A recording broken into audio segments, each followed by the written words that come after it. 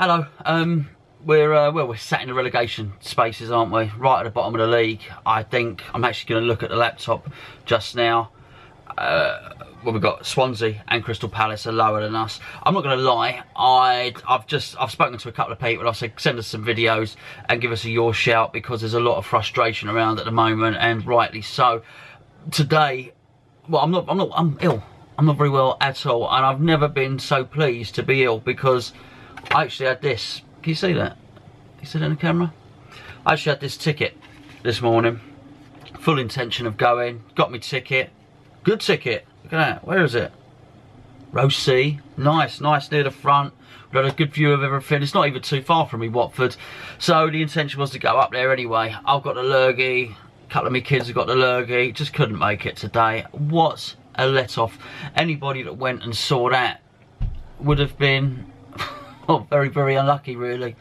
I think a lot of people went there in hope and expectation that Moyes coming in, even though he probably wasn't the first choice, would have been a new dawn and a new era starting. And I think a lot of the stuff that's come out in the press in the last couple of weeks has perhaps given us a little bit of hope that things might be different. Anyway, they're not different at all. They're exactly the same, hence the Groundhog Day thumbnail that I've put up. So we've got Ian, Mr. B, and Craig have both sent me videos very, very kindly, and they've done it pretty much straight after the game, so we're going to get their frustrations recording it. And what's time now? It's 8 o'clock now as I'm recording this, so I had a little bit of time to calm down. But things are bad, things are very, very bad. I should just say myself and Gio are going to do a cup of tea tomorrow, which is Monday, so you'll get all my opinions then. Obviously I'll give a couple of them now, and yeah, so we're listening. See what the fellas have got to say, but it's bad news. I've not watched it. I've got the videos. I've watched the first 2 seconds of each clip just to make sure they're working. I don't know what they're going to say. I think I can guess. I think you can probably guess. So yeah, just thought I'd get some opinions really and just put a video together. Mike is going to do a Mike on Monday tomorrow, which of course is Monday. That's when you'd expect it. He went today, but funny enough, he should have had my ticket, because he went into the Watford end. So what it must have been like for him sitting down amongst Watford fans watching that load of old rubbish, I don't know at all. Anyway, I've got my son here. He watched the game with me. We sat down on the sofa, feeling sorry for ourselves. Thought, you know what, I can't make it to the game. At least I'll sit down with my son, watch it. Do you want to come here? He wanted to say something anyway. Come here. That's it. So what did you think of today? I thought it was quite disgusting, like, because West Ham played quite poor, and I thought we should have won against Watford, because Watford aren't as good as us, and Andy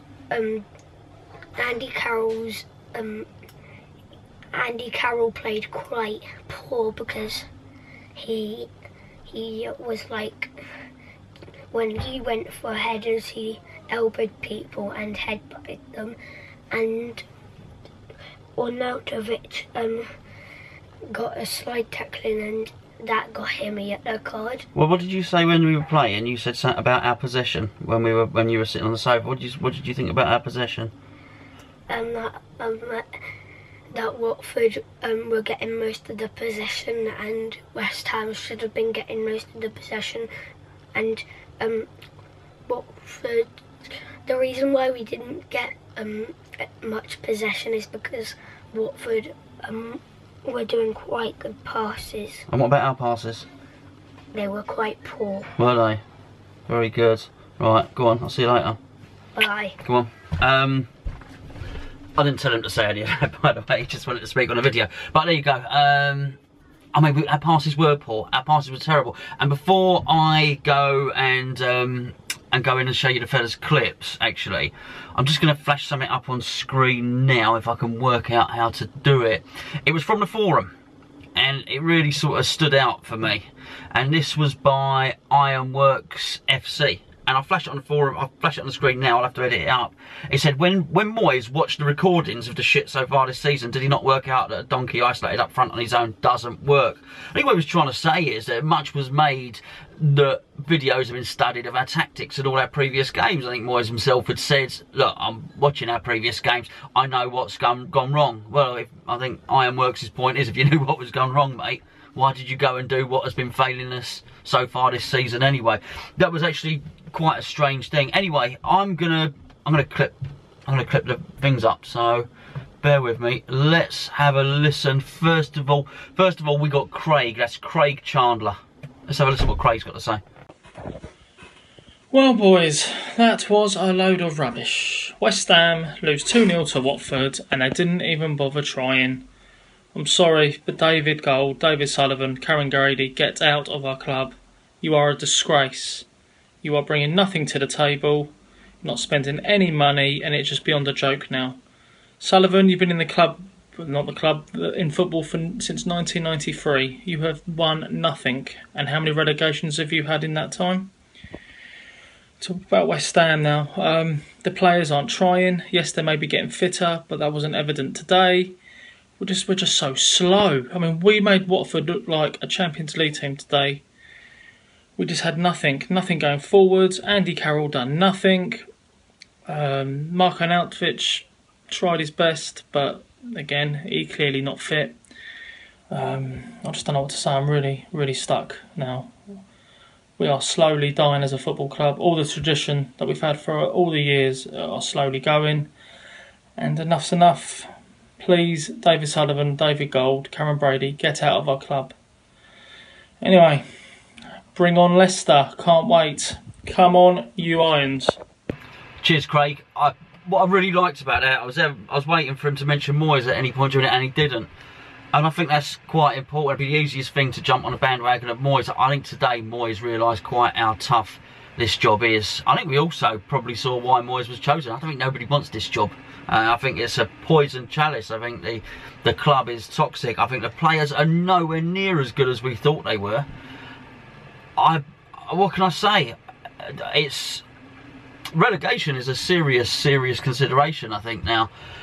And like Craig has said, there's not even any form with the owners to suggest that they're going to be successful and not get relegated. In fact, the history and the stats suggest that possibly a relegation's on the horizon. The reason I think it's different this time, though, and I do think it's different, is because I always felt confident if we got relegated before, and I've seen many relegations. I don't fear it at all, actually, but I always felt confident we got relegated before because of the stadium, because of the bowling ground. I didn't even think about it because of the stadium, but you sort of knew you'd get 35,000 fans turn up. We'd do well in the Championship. It'd be an intimidating place for other clubs to come, and we'd have a big attendance. I just don't think that carries. I just don't think we have got that string to our bow anymore. I think if we were to go down, I'm not sure that we could rely on home games, really, because home games are a big thing in anyone's season, not just in the Championship. You hope in home games you're going to get wins and short wins off in those. I just don't think it's a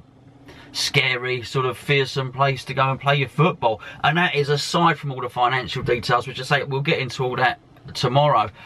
I mean, we've got to put it in a bit of context. It's one game. He's had one game. So he's got a lot of time to turn it round, but you would have thought Watford and Leicester were the times when you had to turn it round, bearing in mind we've got Chelsea, Man City. Oh, crikey, what would Man City do us? Yeah, Arsenal as well, Chelsea, Man City, away to Everton, which is another big game. But sort of when I was looking at that league just a second ago, you think about it, you think, well, actually, Crystal Palace are below us. Do Crystal Palace look worse than us at the moment? No, I would imagine only Swansea do. So I'm not sure who the three teams are that are going to be worse than us. There's a lot to do and a lot of hard work on the horizon.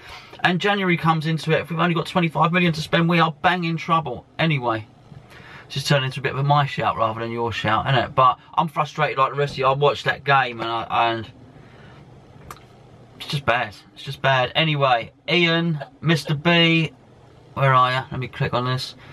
Mr. B, let's see what Mr. B's got to say. It's just over an hour since David Moyes succumbed to his first loss as West Ham manager. So lots of thoughts going through the old brain box at the moment. Maybe not the most rational your shout I've ever done, but here goes just at a few sort of overriding thoughts of the match. I think probably like everybody else, I'm feeling a little bit kind of deflated. There was all this sort of like the rhetoric coming out the camp beforehand and how hard they were training, and everybody's kind of bought into his methodology, etc. And for much of that game, it just looked like same old, same old. It could have been Slav standing on the side with a David Moyes mask on. I didn't see too much that had changed. Really disappointed where a lot of them, you know, there's always this talk about the kind of the bounce back for when a new manager comes in. Again, I didn't see any bounce at all. They're just people. They just weren't. They weren't kind of playing for the shirt again. It was the same old, same old. I mean, the only one that kind of impressed me when he came on for like 20 minutes or so was Masuaku, and I thought he made a bit of a difference, made some runs, put himself about a bit, showed a bit of skill. But the others, and I don't know, you know, it's early days, so Moyes he needs more time to work with them. When you consider that half the team, well, probably not half, but certainly 3 or 4 of them were all away on international duty anyway, so he's not had a chance to work with them. So you can't judge a man on one game, I know, but certainly if his mindset is to play like Carroll up front and pump everything up to him, that's archaic. I mean, it probably did work 3, 4, 5 years ago, but if you look at all the top teams now, they all play with a completely different style. You know, it's a far more fluid setup, and if you even look at Watford like that, they outplayed us. It was, you know, as simple as that. You know, they look far more potent. Yeah, okay, we had some chances. Could potentially have, you know, on a different day, could have been 2 or 3-1 up. But it just seems to me that half those players don't want to be there. I just think we need a real clear out, and I know it's not going to happen overnight. But I'm still in that mindset at the moment. Let's give him a chance. But again, I'm a worried man. It's pretty bad for the moment, but onwards and upwards. Come on, Wise. Thanks, mate. Thanks, Ian. It was, what can I say? He was relatively upbeat considering I was expecting far worse than that. Again, I'm really pleased that people aren't turning on Moyes. As I say, this man is not my first choice, but I do think he was our only choice actually when it came to it. The one thing I would say is it's almost impossible. I can't leave it alone totally because then you don't discuss the tactics. What I would say to David Moyes and what I was thinking about him at the time was, we were 2-0 down. At that point, it looked like he was trying to protect the 2-0. And Saka came on, took a long time to take Carroll off. A long time to realise that wasn't working. Everyone knew it wasn't working. But then he sort of played. I know Kiete was slightly elevated and advanced in his position, but he was still, by all intents and purposes, playing 3 defensive type midfielders in Noble, Obiang and Kiete. And we struggled to retain the ball. And I just think if you don't have any technical players, which you'd say probably Lanzini, Arnautovic has got some skill obviously, but if you're playing really with 2 players that have decent technical ability, how can you possibly expect to retain the ball? You're just not going to be able to do it. The best teams have more players than 2 that are comfortable on the ball. I also think the other thing is when you're 2-0 down, you've got a choice. Why are you protecting the 2-0 lead? Just go for it. And if you're going to go for it, then take one of those 3 defensive midfielders off and put somebody on with a little bit of technique who can open something up. I agree with what Ian said about Masuaku. I thought he was decent actually.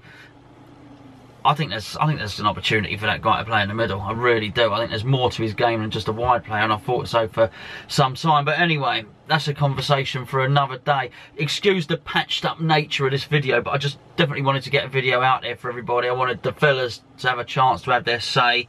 I guess I just wanted a little rant as well, to be honest with you. I was actually, I know I didn't go because I wasn't feeling well, but I was actually looking forward to that game. So I keep looking at the old ticket there. I was looking forward to that. I actually, you'd have seen in the preview that I was very, very confident that we were going to win that. I don't know where that confidence came from. I just thought their manager would have his eye taken off the ball because their manager wants to go to Everton, or at least Everton want him. I thought he would struggle to galvanise the players. I thought we'd had 2 weeks, not all the players, but a lot of them on the training pitch. And I thought that they would be fitter, I thought they'd be G'd up, or Moyes would get them G'd up, and I'd actually bought into a lot of what was said about this tactical plan, and we just did not seem to have one. Well, we did have a tactical plan, perhaps I'm being harsh, but I'm slightly worried that Andy Carroll is going to be the pivotal sort of fulcrum of our team going forward, and it just ain't enough. The centre-backs weren't bothered by him, and unless he literally had to do something illegal, foul them or whatever, to get them concerned and to get them worried. Actually, in a normal process of play, as are the rules of association football, he was really doing nothing to upset their centre-back, so I just thought it was a little bit toothless in attack. The defensive strategy didn't work because we conceded 2. We're going to need to be a bit more adventurous if we're going to get anything from the games. Anyway, that's it from me. Please do like, please do subscribe. Don't forget, this is the 2nd channel. You need to be subscribed to both channels to get both videos. There's a thumb or something, there's a little link in the corner. Press that, you'll be subscribed. I'll be back on the main channel with Gio tomorrow.